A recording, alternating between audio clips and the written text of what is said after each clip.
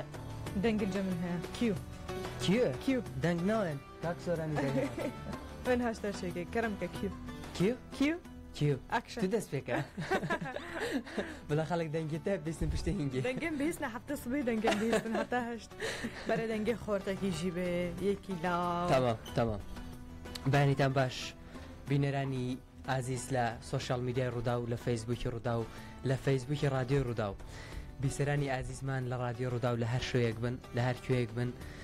لەگەڵ هاوکارم گوڵستان ئەمڕۆژ بە بەرنامەیەکی دیکەی جوان بە بەرنامەیەکی دیکەی گرنگ هاتینەوە لای ئەوەی خۆشەویست بەس دەقیقی دەبێت گەلێک کاتە جدیان دەکجۆنە نانە مەسەلا دێک بۆ دەست بێتکەنە ما بەتاڵکێ ڕۆژ باش گوڵستان ڕۆژ باش ساعت چەند خێڕاوی ئەبرو چار هەر ڕۆژ تو ساعت چەند خێڕاوی ايش بلينا راست جشنبه تا پنجشنبه صباح طبعا بخير بيقول دارن مين هجا هشتو چند خولك كبدا ما پایدخت الهولره روجاواج رادیو دست بيتكو سلاف لوبن ين كل مد ميزنن 12 كساتا بيقا بالسرختنا وغازي علي جيد بيجي مرحبا اهلا وسهلا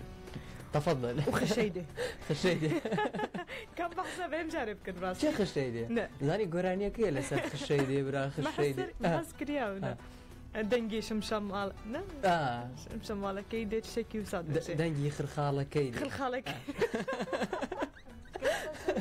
يا الطبيبه متقط والله شمشمنا قون جاوب قال خش حق صوران اسا وقرانا ما بولي بدال خشيدي برا خشيدي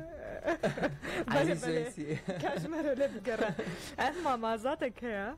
نا كبخو هالقرة جنسية بريطانية لأنها بقشتك سردانة والله تي إمارات والله ونبيها بيجينا ويجي سعودية فجا فيديو عن توماتكا وش سعودة ردشيننا أو فيديوي كأمرو للسوشيال ميديا زور خلق شيري دكات وخلق سيل دكات لا اكاونت كان اخوان لا بيج كان اخوان شيري دكان سلسل ماما زاد دكان ماما زاد بعينك يكوا بروجي روناك لنا هوتيلك دانيشتو باسي موتيل دكا باسي زوش دكا كالن بحياتان ايو ناغن بوتيل لازم ليك روج قلتي حفتاش اوتيل مغوريو ليك روج ده وكيو حتى من هشت من جاباسي شيخك جاكنا زانا مو شيختي ماشي نال الشيخ شيخوني لو انا ما بس شيخ زايد بن نهيان على نهيان والله بخوي جاي كي دروس كدو انجا ما بس هر كسيك به مامازات زور خلق باسي دكاسه زور لنا خلق دا مشهور بوا اما وكو توركملاتي كان هرجال شويه مشهور تربوا لما مشهور تربوا لا توركملاتي كان ويا كسيك جارك اشتك بلاو دكاتو نا بانك دردكا بلام استا لا دروج وسيروجي رابردو مامازات بوتا بربلاو ترين فيديو لنو سوشيال ميديا بابت والله حقها يعني بكم بميواني نروش اگر ميوان بزور باش دبي والله هاوكاري خومن هيا هاوكاري دنك هاوكاري دستي بيكر دو سناب دكا خشيدي بوتا موديل خشيدي برام خشيدي سوران جان حاضر ما خشيدي حاضره دكا بس يك دقيقه اسقزك لا نقو حاضره نا ويك دقه نا حاضرني ايش ده وينها حاضر بلا حاضر بيت كايدس چند كومنت اب خنم خلق هاتن كومنت بنوسن لا فيسبوك هر قصه كدتان هي هر بابتك هر شتي كدتان هي ياخذ هر برسيارك لباري رودا لباري برنامج كمان لباري جولستان لباري راتشي هاشتاج تندوي شخف راوتشيا بنوسن راوتشي ناس كده راوتشي بورتال كوم جارد فيجن بورتال باش اسماعيل كوتشر جود مورنينج رسان كوتشر سبيده باش شيون خصمي هفدونا كوتشرن لا اسلام ورسان كوتشر يك بيجي تقولون دكا او خشيهات بيلا خشي بقرن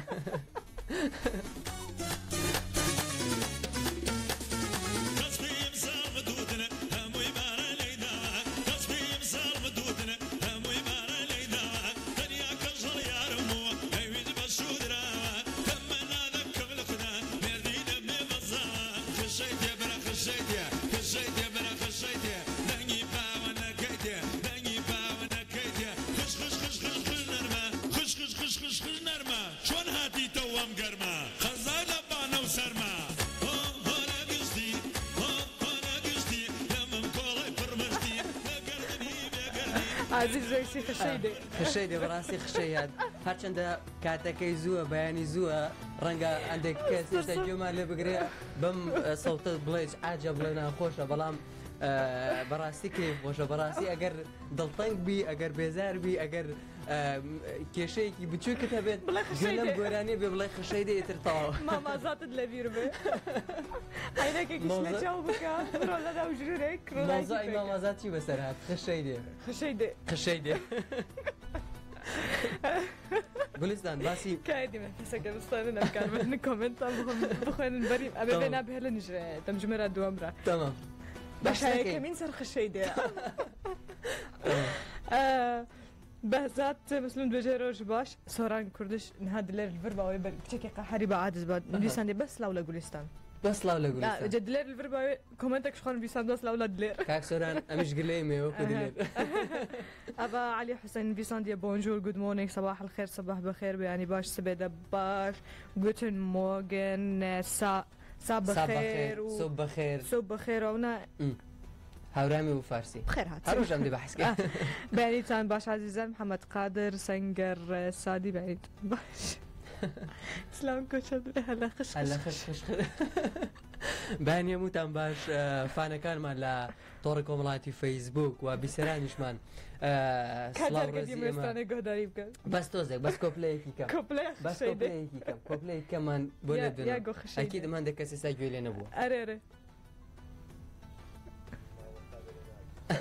یا بچووکە بەس دوێژە خشەی دێ دێ خشەی نایەت بەلێنها خشەی بێ ئەتا جەم هەفکارن مە خشەیاوێ بێ کێ تەلیفۆن هاتێ ژمەرە کێ ئەلو کێ خەرەمامەند خەرەمامەند بەیانی باش بەیانی باش خارە مامەند ئەگەر بتانی دەنگی ڕادیۆکەت تۆزێک کەم بکەیت بۆی کە باش گوێمان لە یەکتری بێ کەم کرد بە قوربانی گۆبی زۆر سپاس بەیانی باش زۆر سپاس ئەوە کاکرااو چییە لە بەشی پۆرتالی ڕوودا و لە فەیسبوک و بلند سۆشیال میدیا لە ڕوودا و دۆتنێت هەواڵ و ئەوانە بڵاو دەکاتن زۆر خاڵی منە خەڵتە ڕێز و سڵامان بۆ جەنابەت هەیە مادام خاڵی گولستانی ئەوە دووجار ڕێز و سڵامان بۆ هەیە زۆر دڵخۆشم کە ئەمڕۆ گوێم لە دەنگی تۆ دەبێت ڕەنگە ڕۆژەکانی دیکە بەهۆی مەشغوڵەتی داوام نەمتوانی بێ گوێم لە سەڵتی تۆ بە گوێم لە دەنگی تۆ بێ بەڵام ئەمڕۆ زۆر خۆشحاڵم کە گوێم لە دەنگی تۆ بووە ئینشاڵڵا ئەمڕۆ قسەی خۆشمان بۆ دەکەی حیران بێژە حیران بێژە حیرانێکمان بۆ بڵە خشەی بێوەڕۆ مام خاڵ کردم بە مام ئاگات لێە مەسلەکەی مامازات ناوەڵڵە تازە ڕادیۆم کردەوە لێمدا یەکسەر بەری کرد ئاگام لە بەرنامەتان نەزەم لە فەچیا ئەوە کوردێکە خەڵکی باشووری کوردستانەوە بزانم خەڵکی هەڵێریشە نازانم خەڵکی باشووری کوردستان خەڵکی باشووری کوردستانە جنسیە بریتانی هەیە بە گەشتێک چووتەوە ئیمارات ئەو جەباراو تاوای بکە بۆ تۆ مامازات بە گەشتێک چۆ بۆ ئیمارات ئەو لە ناو هۆتێلێک دانیشتووە هۆتێلێکی زۆر جوان هۆتێلێکی زۆر ڕاقی وەکو خەڵک دەڵێ هۆتێلێکە کۆمەڵک خەڵکی جوانی لێ دانیشتووە اینجا مامازات لەسەر کورسیەک دانیشتووە بە ڕۆژە عینەکێکیشی لێ چاوە ئیتر باسی خۆی دەکات باسی ئەوە دەکات کە هەر کەسێک کە بێتە ئێرە زۆر دڵخۆش دەبێەوە هەر کەسێک کە بێتە ئێرە ئەکیدم جارێکی تربیری ناچێتەوە کە ئەم هوتێلە چەند خۆش بۆ و زۆر وشەی خشەی دێ زۆر بەکاردێنێ نازانین چی لە پشت ئەم خشەیەوە هەیە اینجا ئازاد دیارە پارەی زۆرە وەڵڵاهی ڕۆیشتە سەر دەریا ڕۆیشتە ناو بیابان سەفاری دەبێت پارەی زۆر بێ حتمما ئەگینا کەس لەناو بەڕۆژ لەناو هوتێل عینەکی لە چاو ناکات خشەشی نایە ناوەڵڵە پارەی زۆر خواتەوە دەێ بەڕێزە مام ئازاد تای ماسەکەم لێرەوە ئێمە سڵامان بۆ هەیە ئێمە سڵامان بۆ هەیە بەڕێزم ئەوجا خاڵە مامەند بەلێ جان ئەمڕۆ چی ڕاوچی لێرە لەوانەیە یەکەم جارە گوێبیستی دەنگی تۆ بێ شتێکمان بۆ پێشکەش دەکەی هەست لە چێ حەزم لە حەیرانێک بێ کە ناوی خۆمی تێدا بێ ڕاوچی بازانم حەیرانیش زۆرە بەناوی منەوە ڕاوچیە ڕاوان ئەتر کۆمەڵە هونەرمەند هەم گۆرانی و بەڵێ راوچیە ناوی بەخێر خان ناوم ڕاوچیە ڕاوچی ڕاوچی باشە حیرانەکان پێشکەش دەکەم ناوی ڕاوی تێدا بین ئەوە زۆر باشە ئەوە زۆر باشە بە شارێکی زۆر خۆشم ئەو ڕۆژە بەسەر گولستان خانی داهرگۆت ئەوە لۆی دەکەمە گۆرانی هەگە داوەتی کردنە بەرنامەکە بە گۆرانی زۆر باشە ئەخواتمان بەخەرمەمەندەوە 16 مانگ میلیۆنمان بێتەوە شارەکە بۆ ڕۆژی 16 مانگ گۆرانیەکەی ڕاوچیش بۆ ڕۆژی 7 مانگ ڕۆژی ڕاپەرینی سلێمانی بەسەر چاو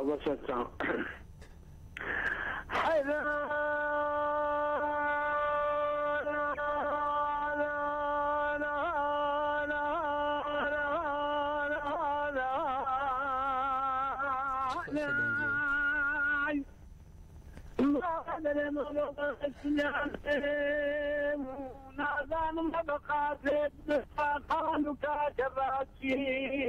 لەبۆتان سێنەرێدا برێ مەڵامم ئەلێت تاحێری ئەوە کاچێن سەردەمە چێراتی بوو دەگەڕێ خەرک و عالەمێ لە دوو تێروشک و مەدوتەر و داران بوو بەراڕا من لە دوو چیزەچی بەزم برند و بەرەکتان بوو ئاچی دەگۆ کوڕنا لێ بەدنێ خۆزادی سمەوەرە ناوێ ئەتوڕا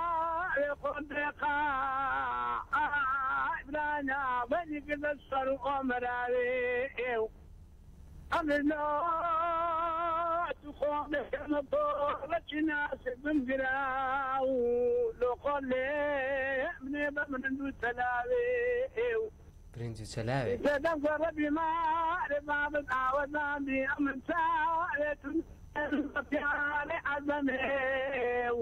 ناوەمە ڕومەتێتون دەستن بە پندانێ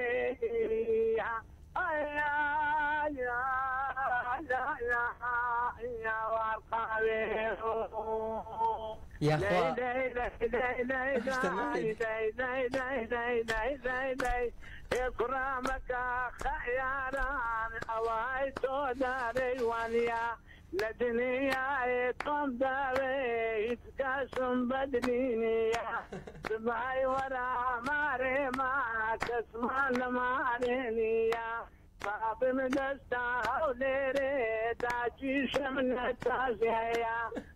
شما ما يبغارم يكسونا يكسو فيا بساري تقدراكم نبوتم هركرتيا قرآن دنابود خوم كدسي تنكتيا انتي تاريخهم بخوم فاسم كميا يا ربي يا ربي خير مامنت يا ربي تنسى في كلخه بله الزانم بس دنگلک دنگت هەمیشە خۆش بێت دەنگت هەمیشە ساف و گەشت بێت بەڕاستی ئەمە بردینیەوە بۆ دەڤەری باڵەکایەتی و بۆ حەسەن عەیران و بۆ لای حەسەن سیساوەیی و بردینیەوە بۆ لای کۆمەڵێک حەیرانبێژی زۆر قەدیم کە دەمێک بوو بەڕاستی گوێم لێ نەبوو زۆر دەنگت خۆش بوو دەستەکانت خۆش دەنگت خۆش دوونە شەوێ لە تەلەڤیزیۆنی نیشتیمانی من بەرنامەکەم هەبوو 1 سەعات ئەو هەولێرە هات بە سەیرانی حەقیانە دەنگت زۆر خۆش بوو زۆر سپاس زۆر سپاس کە لەگەڵمان بووی خارەمامەندگیان ئەو جارە ئەگە پەیوەندیم کردەوە لاوکەچی محەممەد عارفی پێشکەش بە خوارزای خۆم گولستان خان دەکەم زۆر سپاس چاوەڕێتین انشاءالله بۆ 16 ماتەکەم باکان لە هاوڕێیان دەنگت هەر خۆش بێ و زۆر سپاس بۆ حەیرانەکەشت زۆر دڵخۆش بووین بە پەیوەندیکەت بەڕاستی دڵخۆش بووین زۆر باسی ڕاستیشی بری ئەردەوانیشە سۆرانێ بمەرە کاکەردەوان بخێر بێ لە ئەمە دقەکەش کەرەمان خۆ بمرە بە مەژبیر کەم هەژمارە تەلیفۆنا بێژن گەلێک ژاوکارن ژۆگرن ما داوا ئەژمارە تەلیفۆنی تکە تەژبەرکردی ڕۆژ باش دقەکە بمەرە بە دقەکە مەسەلەکەمە هەیە مسافی بکەن بیسەران و بینەرانی عزیزمان لە هەر کوێیەک بن ئێوە دەتوانن ئێستا پەیوەندیمان پێ بکەن لە ڕێگەی ژمارە تەلەفۆنی 0550 531 0008 0550 531 0009 دەتوانن ئێستا موبایلەکانتان دەربێن و پەیوەندیمان پێ بکەن بۆ ئەوەی کە ئێوەش بەشداری ئەم بەرنامەیە بکەن. ئەگەر کارتاوەژی نەبێژ هەفکارەمەرە بێژن کارتامانی ناوێ جێتە تەلیفۆنش وەرە بکەن. بالضبط بالضبط تەلەفۆنیان بۆ بکەن. ڕۆژ باش ڕۆژ باش ڕۆژ باش ئەوە ڕاوچی ژیلڤرەها دلێریە گرتی ڕۆژە دلێر لە سویسرایە کوێنە پێشانگەها ئۆتۆمبیلان یانێ دەوڵەتی و ژنێفێ برەوە دەچێ لێرە حەش ترۆمبیل ڕحیوی دو ترۆمبیلا هەر ڕۆژ دێتە دەفمە بێژیت ئەرە چ ترۆمبیل جۆنە چ ترۆمبیل دنیاوێتە هەنە بەس بۆ من لینکی بۆ مفرەکەن ئەزی سەر پەیجی خۆدانیم ئەجە کاکەدان شتێکیشتر بێژم نکتە هەری خۆش ڕانجێ نا حەج یەکە دیتکێن 10 دیگری البەرێنە دیتە بوو دیگریە بێجێ هەری خۆشەشتر بێژم زانێت چییە؟ ئۆتۆمبیلایی نینە هەر ڕۆژ بە ئۆتۆمبیلی برادێکی دەچێتە سەفر هەر ڕۆژ بە ئۆتۆمبیلی برادێکی دێتە بازار دەچێتە بازارکردن مەسەلا دلێژی وەلی دیتنا چاوە سوتنا هەناوە چاوا بوو؟ چاوا بوو؟ دیتنا چاوە سوتنا هەناوە ئەرێش خۆ پێشانگای بوو سناپ کرد بوو ئەو سیارە کو دلێر دخوازەیە بکرێت ژیانە خۆدەوەک بێ مای دریم کار دیتە بوو ئەفکارەمەژی شوان یە کامیرەمانێ ئۆفیسە ڕووداود ئەلمانیایە موبایلەوی تەسویرد کێ دلێر دیگریە حسری هاتنا البەروێ سەر مای دریم کار مای دریم کار وەکو دوێرە شێژ کاکشاوە لە هەڵەکانی کاژێرەش کاتێککە دلێر داخل بوو لەسەر پێشانگایکی ئۆتۆمبیل بوو کاکشاوە باسییان دەکەینی دەکرد باسی ڕەنجڕۆڤەر و ئانە دەکرد شاهامی شوتی من حەزم لە ڕەنجڕۆڤەر نییە یان بە دلێر زۆر پێی ناخۆش بوو حەزت لە ڕەنجڕۆڤەر حەزی لە چێکەکەەوە نازانم تو کاکردلانە کێفاتە بچێ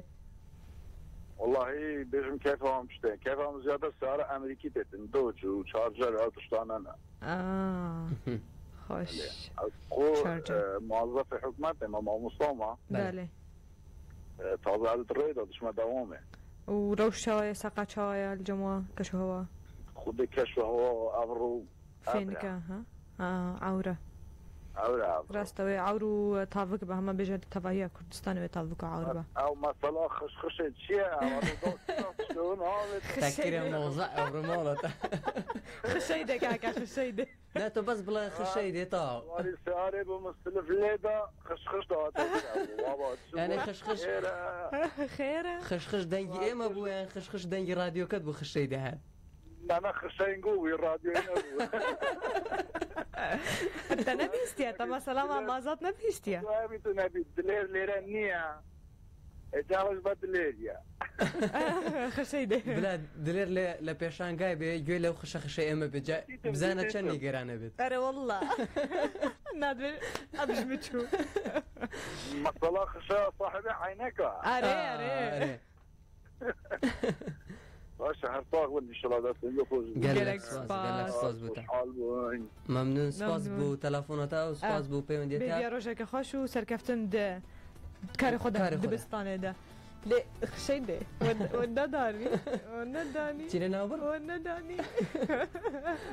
باش دو هذا من بلايكن ده باشا بشتينا بركة مدوغرة دقرين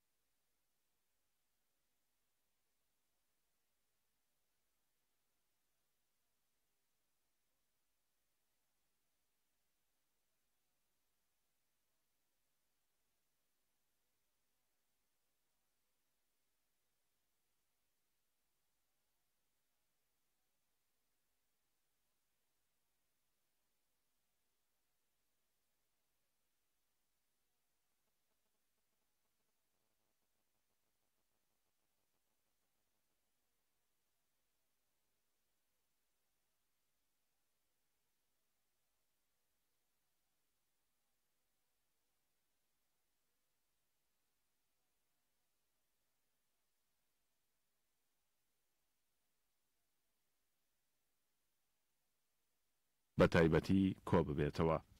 کورتەی هەواڵمان بۆ خوێنەوە شاد و بەخێر. رادیۆی ڕوودا و 102.7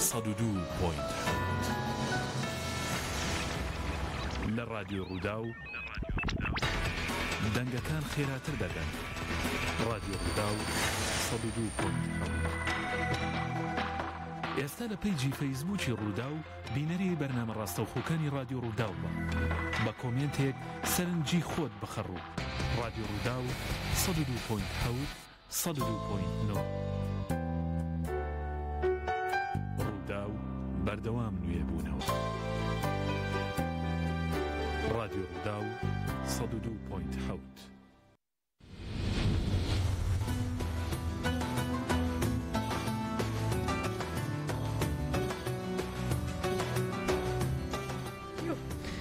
دووبارە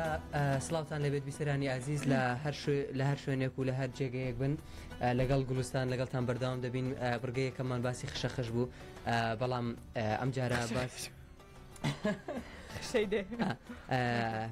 لە تەوەری لە بەشی دومی بەرنامەکەمان باس لە سەرهەڵدانی یادی ڕاپەڕین دەکەین لە شاری سلێمانی. وەکو دەزان کە 27 ساڵ لەمەوبەر خەڵکی سلێمانی وەکو دەزان کە ڕۆژی 5 و دواتر 6 لە شارەکانی دیکە هەم لە ڕانی و هەم لە شارە زور کە ڕاپەڕین دەستی پێکرد. ئەمڕۆژ 7 لە سلێمانی یادی ڕاپەڕینی مەزنەکەی ساڵی 1990 کە خەڵکی سلێمانی بەسەر ڕژەمی بەعسی و کاتەدا چوونە سەر دەستگا و دام دەستگاکانیان و ئەوانیان ڕاماڵی لە بەحسوو لە ئەوەی کە لەناو خەڵکدا زۆر ڕۆژە دووە هەشتە هەیڤێ باژار بە تەمامی هات کۆنتترۆلکردن ژاری خۆ پیشاندەر و تێکۆشەرێن کردووە ناوە باژاری سلێمانیەدا و دنوڕۆژەدا میوانێکی مە هەبوو برێز دیاری بوو کومە پێشبینیت کرد گەلک گرتێنمەین سیاسی دناوە ئەم نەسوورەکەدا بن لێ مخەبن ینی دیسە خۆشحالی بەژ وەک گەلک گرتێن سیاسیا بوون ناوە ئەم نەسوورەکەدا نەما کوچبوون زیندان بەکر بوون ئەو ئەوەی کو پێشبینیت کرد دوور دەبوون نەمابوون حکوومەتە عراقی ئەو بربوونە ڕاز دەکەی. ئەمڕۆژ لەسەر ئەم تەوەرە لەسەر ساڵیادی ڕاپەڕینی شاری سلێمانی دوو کەس هەرێکە لە ڕێبوار سعید شێوەکار و هەم ئەحمەد محەممەدی شاعیر پرۆژەیەکی هاوبەشیان هەیە. ئەم پرۆژێ لە یادی ڕاپەڕینی شاری سلێمانی کردویانەتەوە. لە ڕێگەی هەڵی تەلەفۆنیش ئێستا ڕێبوار سعید ڕاگری کۆلیژی هونەر جوانەکانی زانکۆی سلێمانی لەگەڵبانی باش مامۆستا ڕێبوار ئەم کاتە باش گیانەکەم ئەم کاتتان باش زۆر پاش 27 ساڵ ڕاپەرینتان پیرۆز بێت دوبارە. پیرۆز بێت. زۆر سپاس لە هەموو لایەک لە هەموو دڵسۆزانی نیشتیمان. زۆر سپاس کاک ڕێبوار. ئەمڕۆ لە یادی 27 ساڵی ڕاپەڕینی شاری سلێمانیدا لەگەڵ کاک ئەحمەد محەممەدی شاعیر پرۆژەیەکتان هەیە بە ناوی پرۆژەی ڕەنگاڵەبوون بە شعر.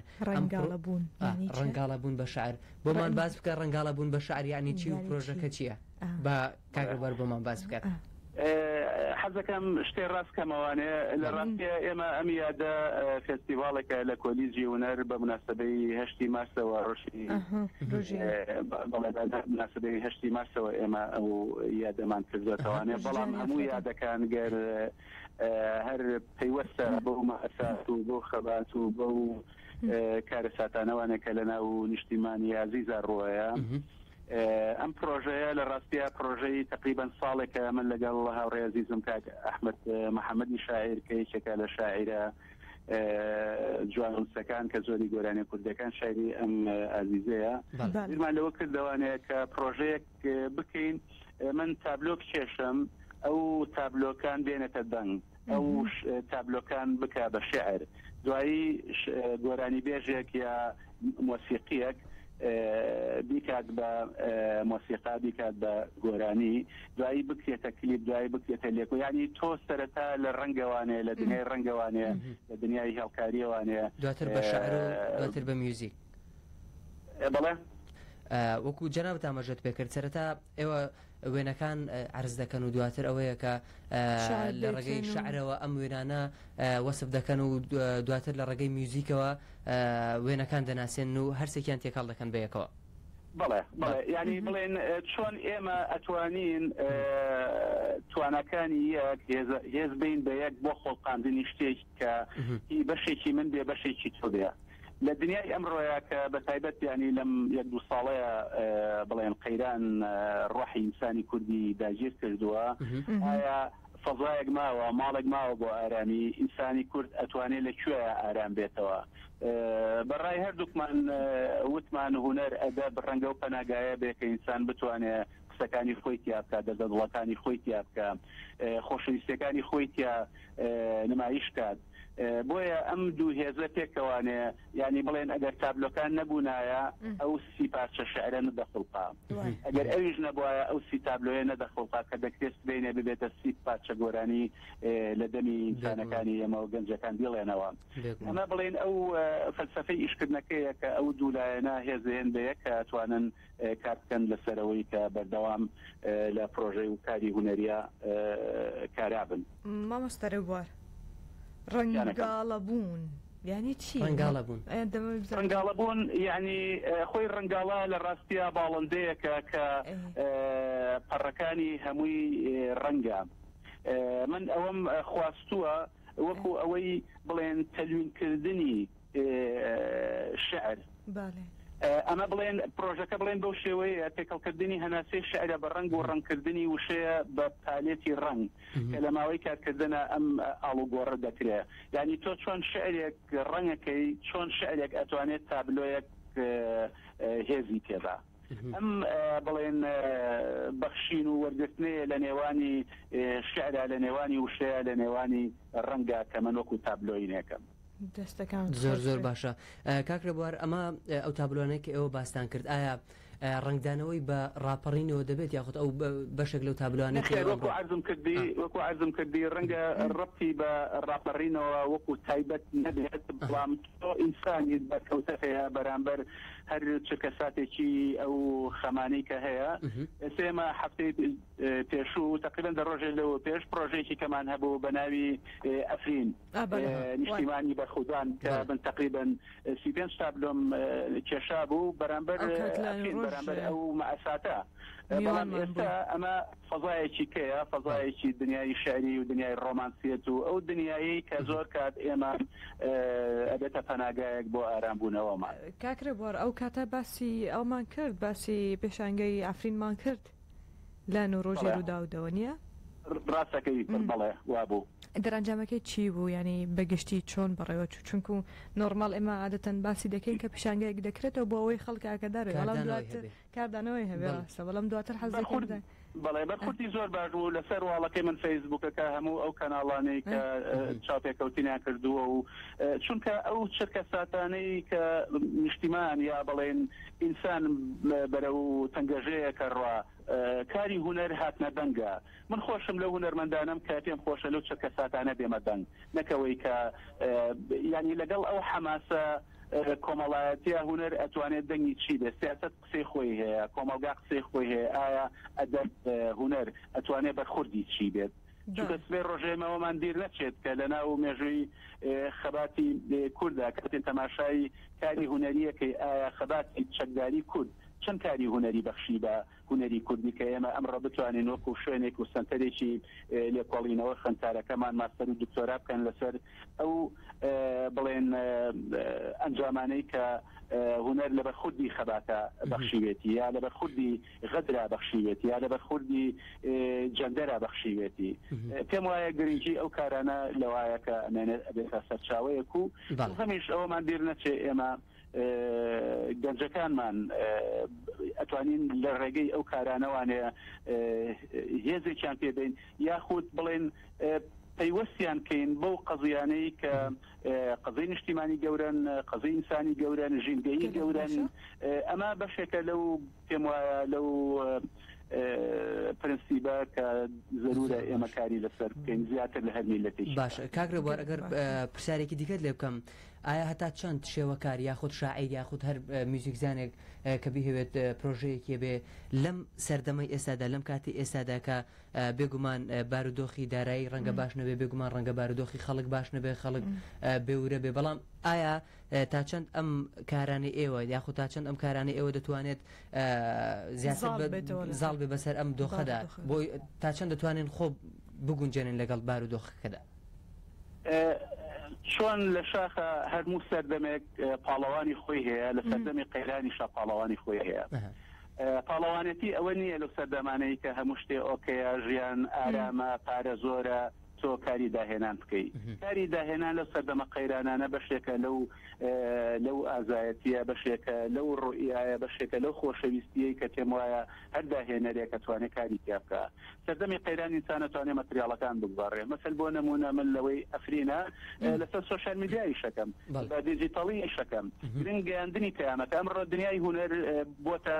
فکر تۆ فکرەکەت چۆن فۆرمەڵا ئەەکەی نەک ئەوەی بە چ مەتریاڵێکی گرانبەهایەکەی دەکرێت من لەسەر کاغەزێکی ئەیفۆرکە زۆر ئاساییە پێشەنگایە بکەمەوانێ چاوەڕێوە نەکەم ئەبێکم وازی فەڕەنسی و بۆی فەڕەنسیم بۆ بێت وەیە من پێم وایە لە هەر سەردەمێکە بە پێچەوانەوەێ ئێمە تقریبان چەند ساڵێکە خوێندکارەکانمان ڕاهێناوە لەسەرەوەی کە بە مەتریاڵی بەکارهاتوو فڕەدرا و کار بکەن ریسایکل هەم خۆی بۆ خۆی بیر و باوەڕێکی فەلسەفی لە پشتەوەیە هەم ئەوەشە کە تۆ نابێ بۆستی چونکە تۆ ئەوەی کە کێشەیە لە دنیا کێشەی ئایدیایە کێژەی فکرە تۆ کە فکرت هەبوو ئەتوانی لە چوارچێوەی کارێکی پشووکان نمایشیکەی ئەشتوانی لە چوارچێوەی کارێکی زۆر گەورەیە نمایشیکەی وایە من پێم وایە قەت نەبووە کێشە ئەوەی کە لەو سەردەمانە بۆ هونەرمەندێکی جدی کە ئیمانی هەبێ ئیمانداری زۆر گرنگە لە کاری هونەریە کە تۆ ئیمانت هەبوو بە قەزەیەک پێم وایە لە سەربەردی ڕق ئەتوانی کار بکەیت. بەڵێ کاکە ڕێبوار باسی ینی ئەومان کرد کە لە چ پێک دێتن و چەندین سی تابلۆیە باست کردو نیە؟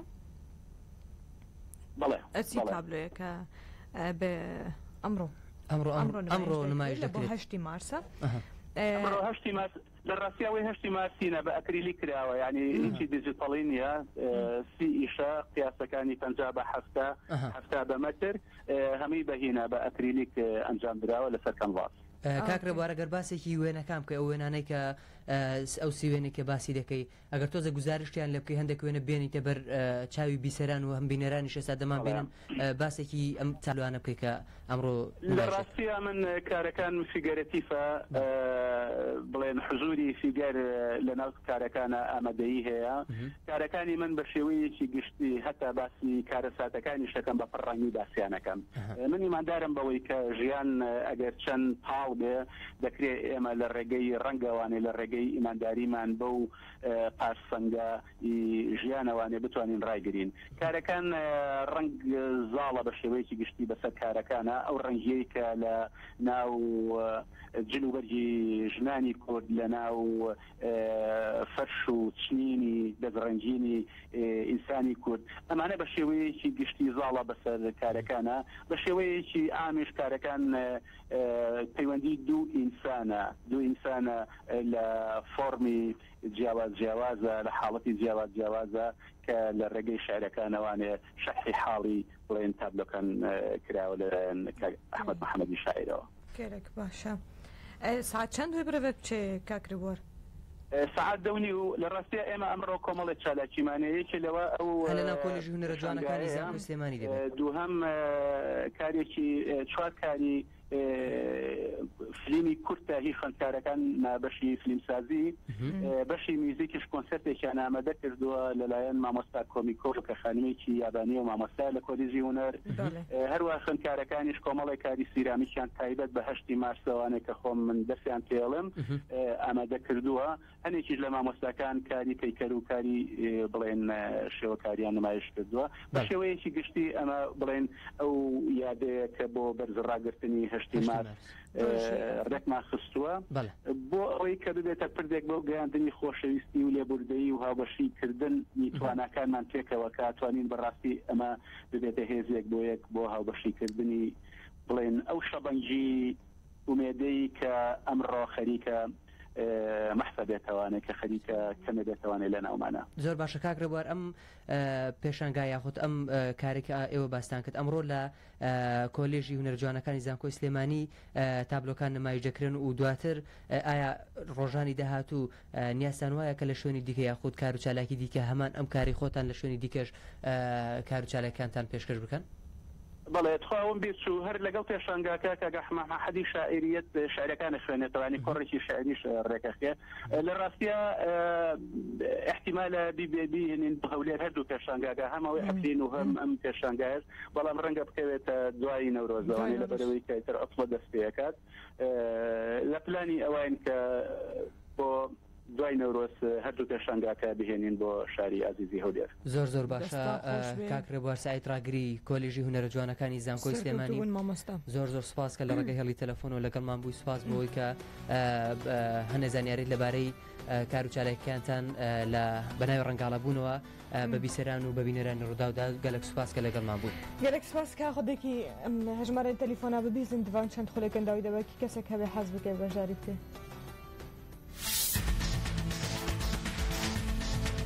بۆ بەرنامە ڕاستەوخۆکانی رادیۆ ڕوودا و پەیوەندی بکەن بەم ژمارانەوە 0750 531 0008 0750 531 0009.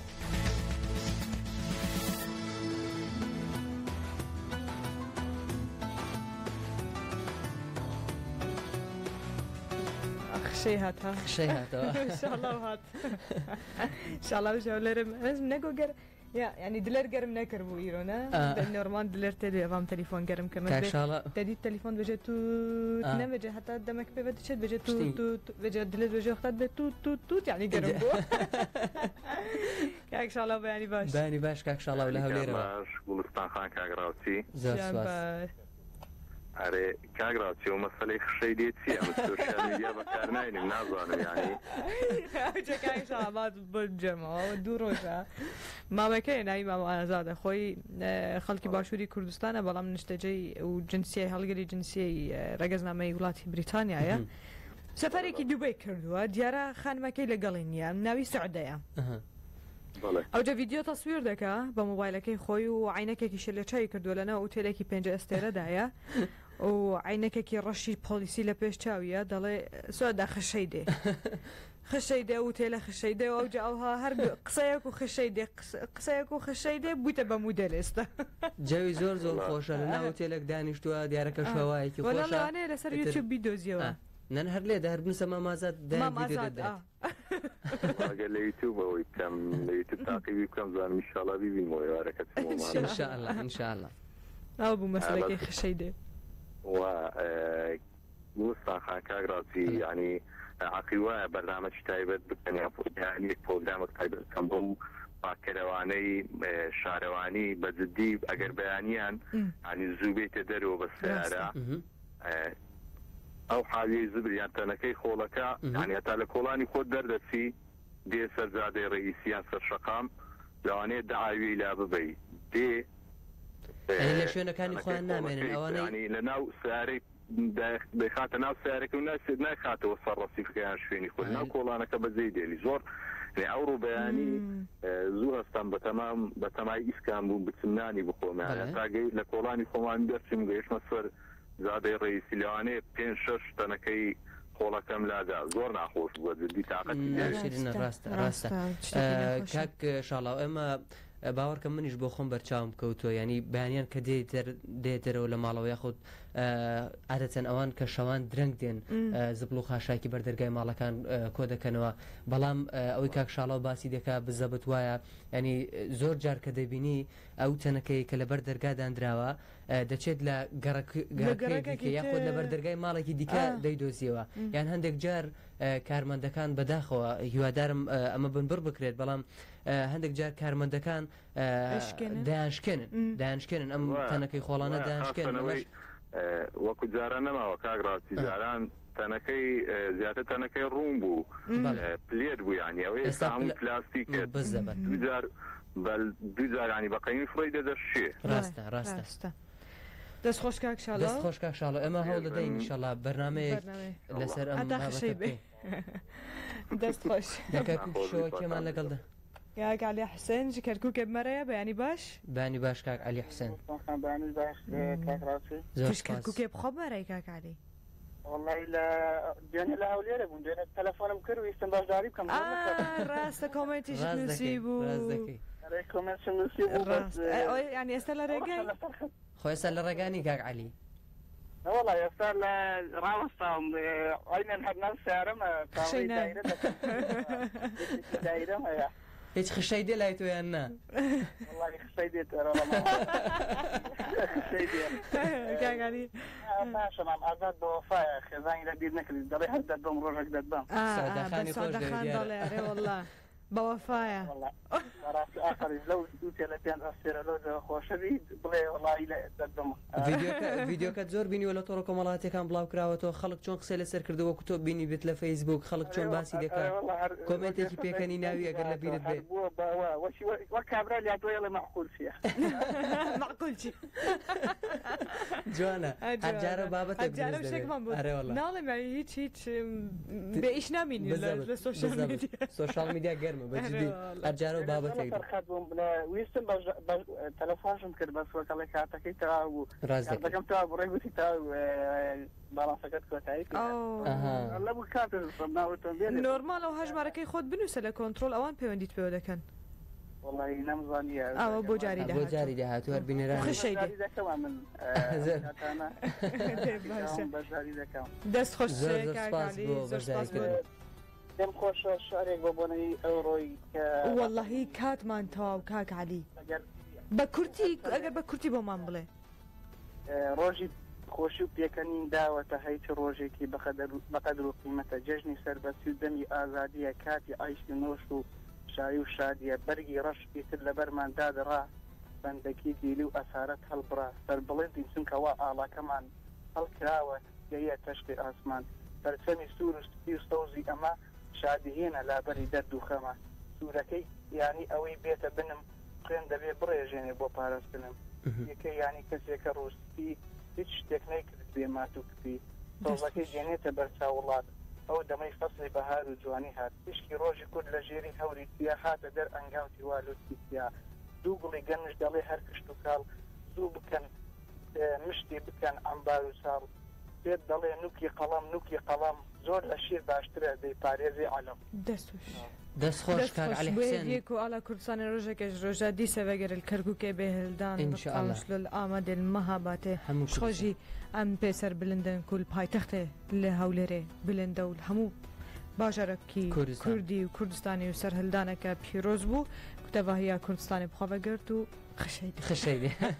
زور سپاس کاک علی حسین کە لە کرد کۆلەگەڵمان بووی سپاس بۆ شارەکەشت بەڵێ دەست خۆش و بهێویا ڕۆژێکە خۆش